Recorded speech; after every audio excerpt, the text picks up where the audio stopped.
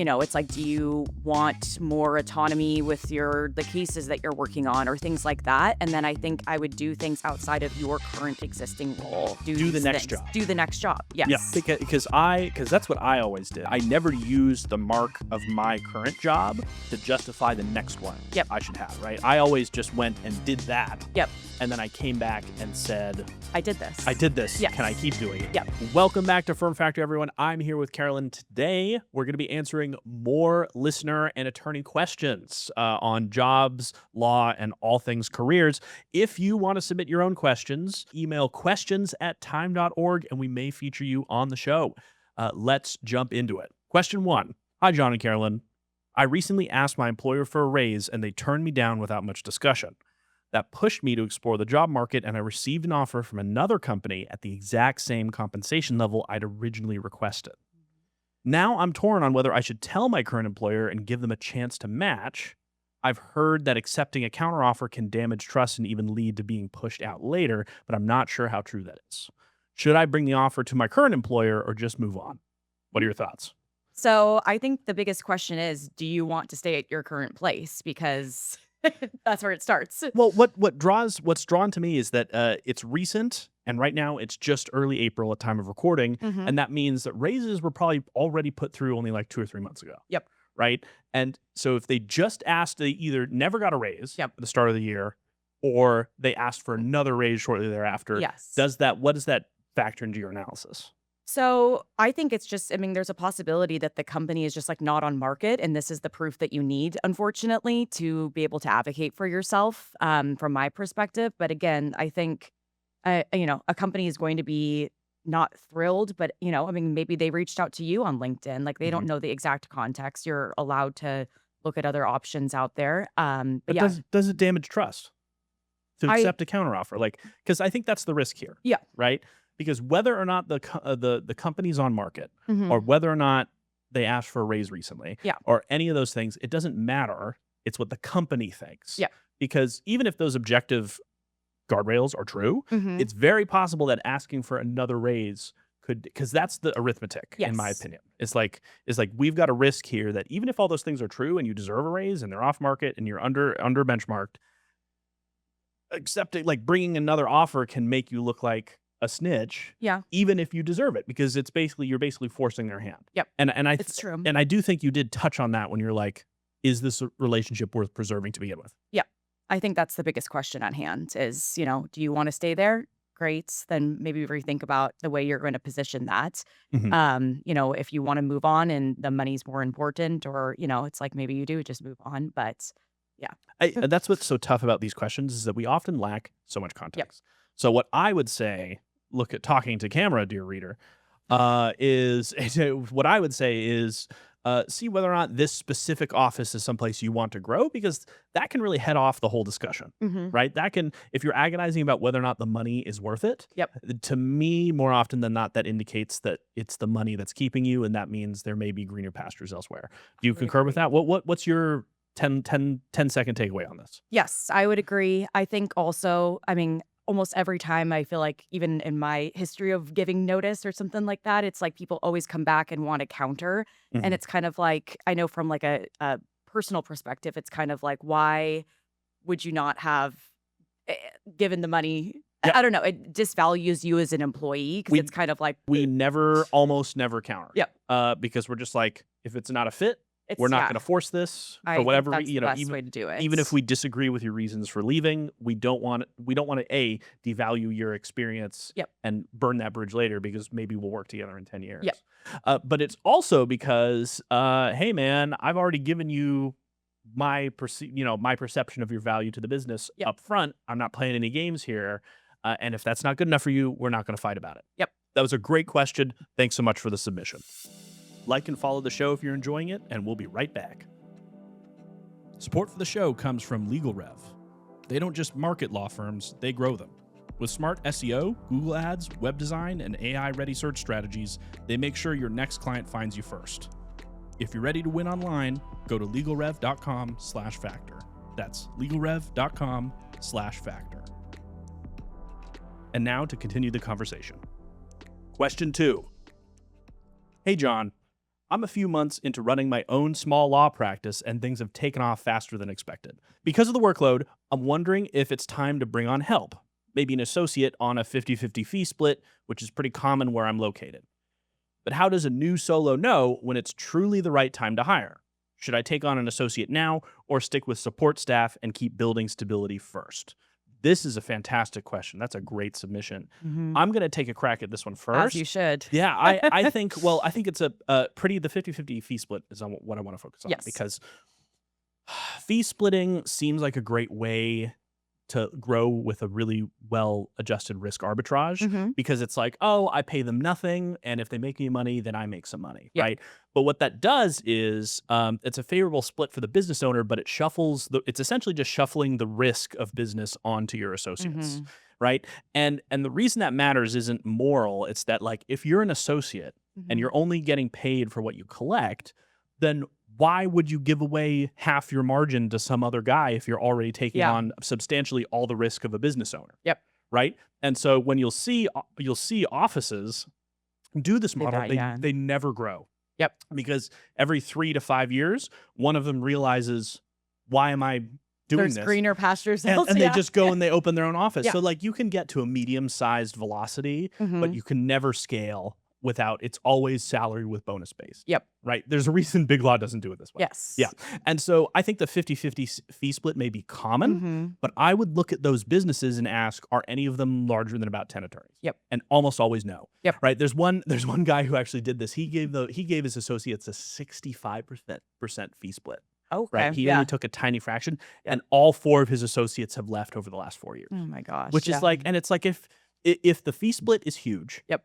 I've actually told you this before. Yes. If the fee split is huge, then it's not profitable. Yes. Right. And if the fee split is tiny, then it's not substantial enough to keep any talent anyway. So either way, you get bitten one way or another, no matter Mhm. where you land. Yep. It's not a question of generosity. Carolyn, I have questions about like recognizing good talent. Yep. Because that's the other half of this question. It is. Yeah. What is your thoughts about like who to hire? Because that's something that's really commonly struggled with. Yep.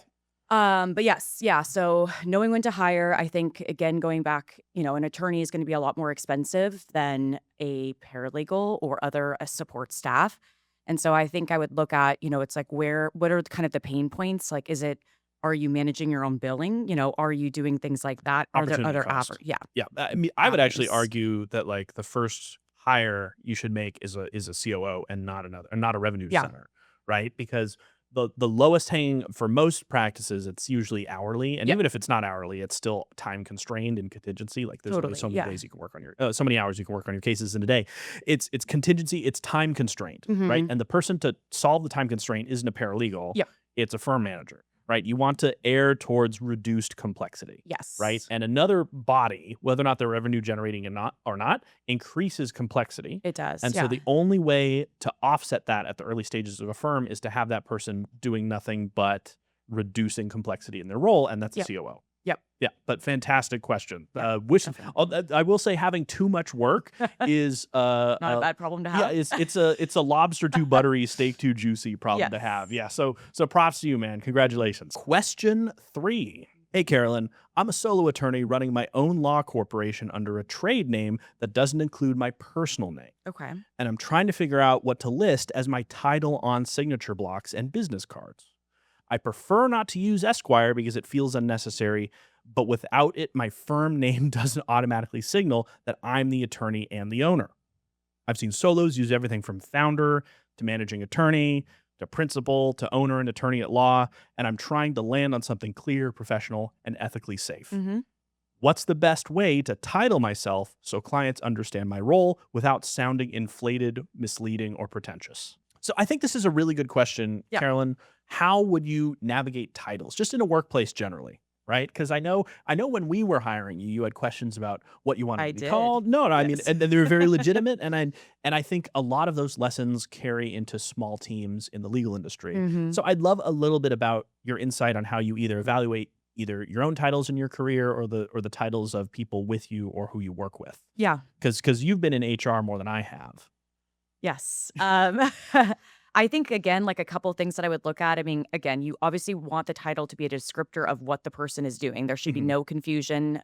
I feel like people try to get really creative with titles, and Account it's like, executive, yes, it's like, what is that? VP of recruiting. Yes, yeah, Yeah, yeah. It's yeah. It's everyone's an yeah, account yeah. executive. Yeah, Everyone's that, or again, everyone's a VP. It's like, what is of what? Like, yeah. so I do think having like an outward facing title, like even if you have an internal title, that's something different. But I think, again, whatever, it should be industry standard for whatever your title is, a good descriptor of what the person is doing. Hmm. And I think also consistency is really important, where I know at companies in the past, I've seen it where it's like, okay, there's a VP and then there's a head of and then there's a director. And it's like, what is, What's going on there? well, who's higher? Who's in Who do I, charge? yeah, Yeah, exactly. and I think for small firms specifically, I don't think it's that deep, right? Yep. I think the question is whether or not you want to grow. If you want to grow, then it has implications. Yep. But as long as you're not naming yourself something ridiculous like king of jurisprudence, Yes. in most states, you're not going to run afoul of really anything serious. Yep, So maybe I the only agree. exception is if you call yourself a law group Yep. and you're only one person.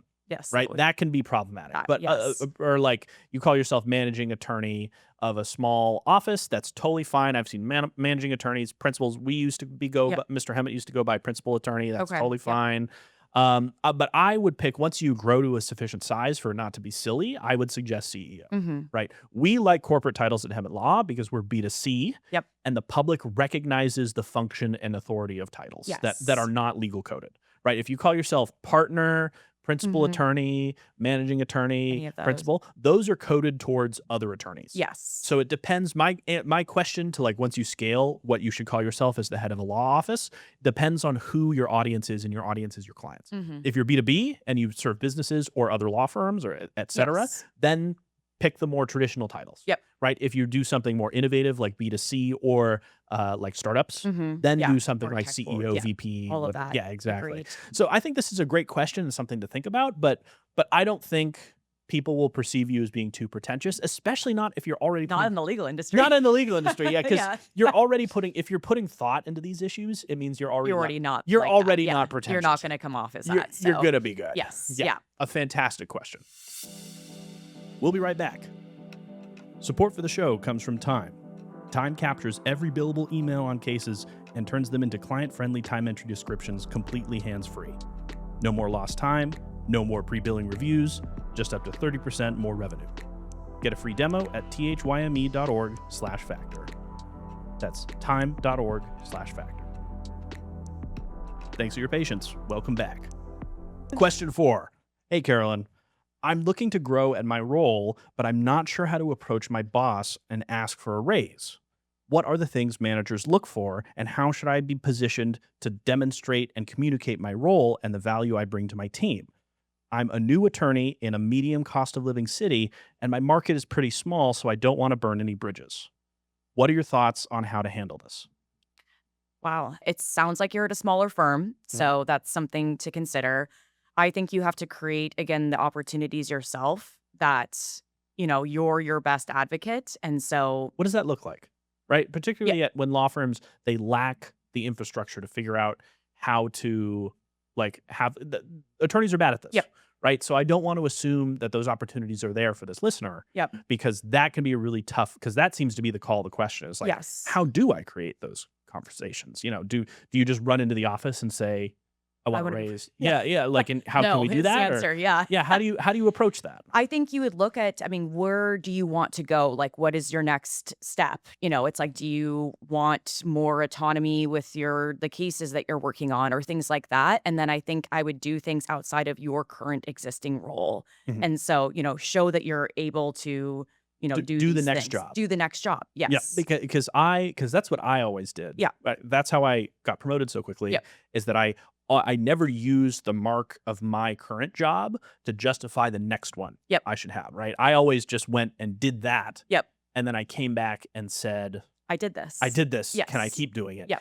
And usually if you do it successfully, the answer is always yes. Well, yeah. It's like, why would you not Yeah, say because yes to it? your boss wants to promote you. Yep. Right. Your boss has so many problems to think about. And that's interesting because it basically diffuses the Peter principle, Mhm. right? Which is to say, people are promoted to the level of their incompetence. Yes. So they are promoted until they can't do the job anymore. Yep. And then they stop getting promoted because they keep getting promoted on their criteria to do the prior role they Yeah. had. And I think that's, it just becomes more and more of an issue, particularly in management. Oh, yeah. And I think so many times we at reviews in years past, like at other roles I've Mhm. had people come into my office and be like, "Hey, I deserve a raise because I helped out one time." Yep. And Yes. that can backfire, It right? definitely can. That's a huge backfire. I want that's the caveat to this advice is that you have to apply consistently and you have to do it without the expectation of return. Yep. Because if you give the impression that you're just doing it For the for a bone, then that's going to not only is that going to undermine the whole effort, Yeah. but it's actually going to give it a sinister overtone that the boss is, or not, maybe not sinister, but it's going to give it an overtone Yep. that A will negative, actually yeah. that will put you backwards Yep. from where you were to begin Totally. with. And what's like I've always wondered, like, in your career, how have you approached that? Like, have you seen a subordinate do that to you? How have you navigated that as a manager when someone has come forward? I think it's about consistency with that because like you said, it just is a very like adverse reaction when someone's like, "Well, I've done all these things." And it's like some of these things are very basic about just being a good worker and Mhm. a good A colleague, good teammate. Yeah, a Yeah. good teammate. So it's like I think again, as a manager, I was able to just do that where it's like I had pretty regular check-ins with people. And so it was like, hey, we're gonna set goals, as a move forward type thing. Like, where do you want to go? What are the steps to get you there? So I think as a manager, I did a lot more of that.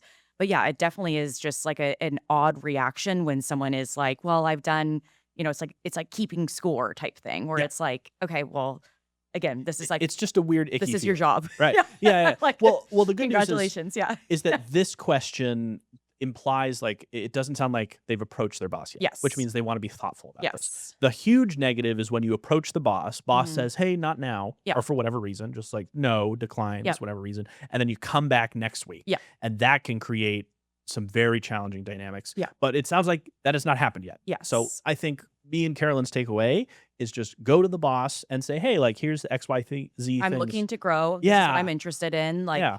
how do I get there? Like, Make it about the boss. Yeah. That's my I would my, agree. my Yeah. gross but effective advice is make it about the boss, right? Mhm. Tell boss, I want to solve so many problems for you. Yep. Don't Let me literally help say, you. yeah, let Yeah. me help you, which I know feels backwards because you come into work and it feels like Mhm. your struggle, but the sad reality of corporate structure is that you've got to talk to the Truth. next rung of the Yep. ladder. Tough stuff. It is. Yeah. Thanks so much for the submission. Thanks for listening, guys. If you want to submit listener questions to Attorneys Ask, just email us at questions@time.org. That's questions@time.org, and we might feature you on the show. Thanks so much for listening. We'll see you soon.